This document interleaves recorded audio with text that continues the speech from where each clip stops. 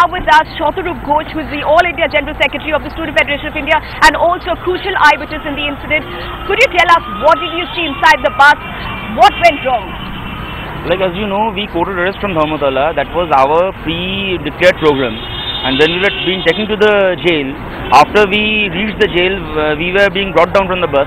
And see, like as I have told yesterday also, that the fact that we were going to court arrest was a voluntary thing on our behalf.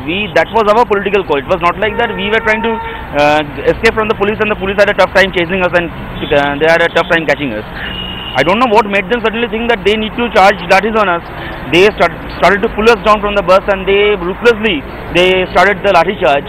And Sudipto was being pulled down the bus. He was so brutally hit beside his eye, at the back of his head.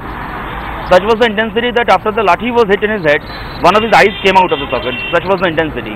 He fell there immediately, but the lathi charge didn't stop. And we tried to take him away from we tried to guard him, we tried to shelter him. He was bleeding like anything. And we asked the police, we requested the police that please, he needs immediate medical help, take him to the hospital, but there was no one to attend him. Then we finally had to stop a police vehicle and we said that the situation is going to go out of control, we are going to lose control, you better do something. Right. Then, so you're not only alleging police crackdown for brutal sort but also police negligence. But there's another fellow comrade of yours who's now battling death at a city hospital. Do we know anything about his condition? See, yesterday he had undergone a surgery that lasted for 14 hours. And now the doctors are saying that some of his nerves are responding, some are not. So he is under medical observation. We don't know what is going to happen to him. Doctors were yesterday, they were saying that maybe one of his hands has to be amputated. What happens today? I know there's going to be an agitation. You will take a procession out with the body. Could you tell us a rough idea about what exactly is going to happen? See, we won't like to call it a procession with the body. His body, after it is released from the hospital because it has gone for post-mortem. After police hands us his body is going to be taken to his residence, from there to his college where he was General Secretary in 2010 in Netaji Nagar College. From there his body is going to be brought here in our SFI state headquarters.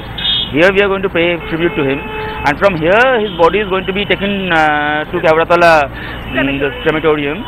So that we are going to go in a rally, but we won't call it rallying with his body, but then that will be in a rally. We are going to accompany his body to the crematorium.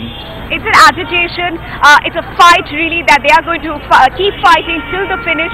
They will corner Mamta Banerjee, who's also heading the Home Department of the state, raising some serious questions as to what led the police to indulge in such brutal crackdown when they were almost being taken inside Presidency Jail, and what really sparked the lathi charge inside an overcrowded bus that led to Sudipto falling down from the bus and further violence that was perpetrated on him.